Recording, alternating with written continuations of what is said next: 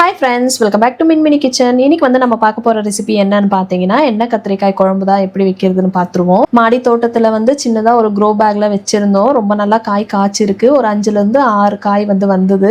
நம்ம வீட்லயே வந்து விளைச்சத செஞ்சு சாப்பிடும்போது ரொம்ப ரொம்ப ஹாப்பியா இருக்கு. நம்ம கையால ஏதாச்சும் ஒரு செடி வச்சு அதுல இருந்து பழமோ இல்ல காயோ எடுக்கும்போது மனசுக்கு ரொம்ப ரொம்ப ஹாப்பியா ஃபீல் ஆகும்.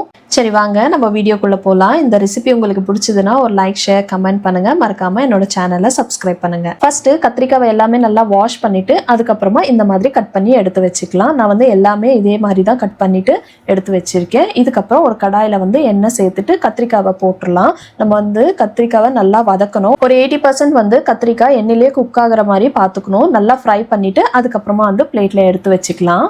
கத்திரிக்காய் வந்து ஒரு 5 மினிட்ஸ் வதக்கும் போது அதோட கலர் வந்து மாறும். அதுக்கப்புறம் தான் நம்ம வந்து எடுக்கணும்.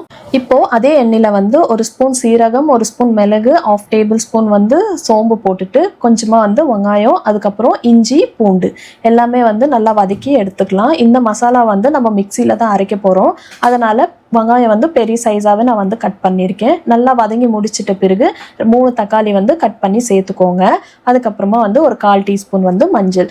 தக்காளி வந்து நல்லா குழஞ்சி வர அளவுக்கு நம்ம கொஞ்சம் நேரம் டைம் எடுத்து நல்லா வதக்கி விட்டுடலாம்.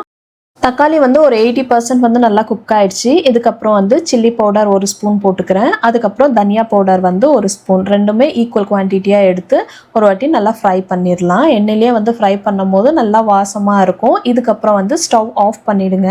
நெக்ஸ்ட் வந்து தேங்காய் சேர்த்துக்கலாம். நீங்கள் வந்து துருவிட்டு கூட தேங்காவை சேர்த்துக்கலாம். அப்படி இல்லைன்னா இந்த மாதிரி மெல்லிசாவும் கட் பண்ணிட்டு சேர்த்துக்கலாம். நான் வந்து ஸ்டவ் ஆஃப் பண்ணியிருக்கேன். ஆஃப் பண்ணிட்டு தான் வந்து தேங்காவை கொஞ்சம் ஃப்ரை பண்ணிட்டு கொஞ்ச நேரம் வந்து அப்படியே கூல் ஆகட்டும். இதுக்கப்புறம் கொஞ்சமாக வந்து புளி ஊற போட்டுடலாம். ஒரு கைப்பிடி அளவு வந்து புளி எடுத்திருக்கேன். அதுக்கப்புறம் கொஞ்சமாக வந்து தண்ணி சேர்த்துட்டு ஒரு 10 மினிட்ஸ் அப்படியே வச்சிருங்க. நல்லா கரைச்சி விட்டு லாஸ்ட்ல வந்து நம்ம புளி தண்ணி சேர்த்துக்கலாம் குழம்புல. நம்ம ஃபர்ஸ்ட் வந்து வதக்கி விட்டோம்ல, இது வந்து நல்லா கூல் டவுன் ஆயிடுச்சு. இதுக்கப்புறம் மிக்சியில் போட்டுட்டு நல்லா ஃபைன் பேஸ்ட்டாக வந்து அரைச்சிக்கலாம். அரைக்கும் போது கொஞ்சமாக வந்து தண்ணி சேர்த்துக்கோங்க. நிறைய சேர்க்க வேண்டாம், கொஞ்சம் சேர்த்தா போதும். எல்லா மசாலாக்களும் நம்ம ரெடி பண்ணி வச்சுட்டோம். இதுக்கப்புறம் நம்ம வந்து தாளித்து விட்டுடலாம். ஃபர்ஸ்ட் வந்து ஒரு கடாயில் 3 கரண்டி எண்ணெய் சேர்த்துக்கோங்க. கொஞ்சமாக வந்து கடுகு போட்டுட்டு அதுக்கப்புறம் கருவேப்பிலை, வெங்காயம் வந்து நான் ஒரே ஒரு சின்ன வெங்காயம் தான் எடுத்திருக்கேன். அதுவும் சேர்த்துட்டு கொஞ்சம் நேரம் ஃப்ரை பண்ணிக்கலாம்.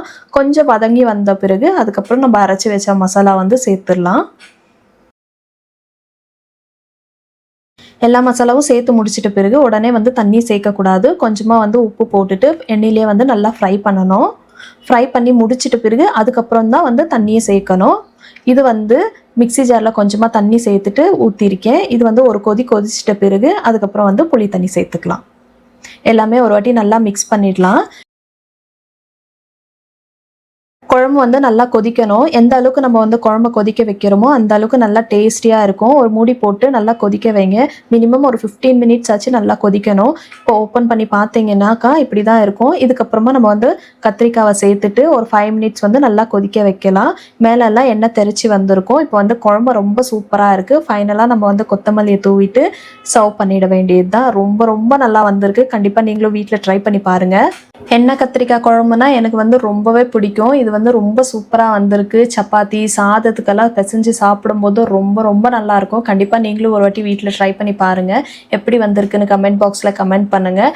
எந்த உணவுமே வந்து வேஸ்ட் பண்ணாமல் சாப்பிடுங்க. இன்னொரு ரெசிபியில் பார்க்கலாம். Until then, bye from Hema.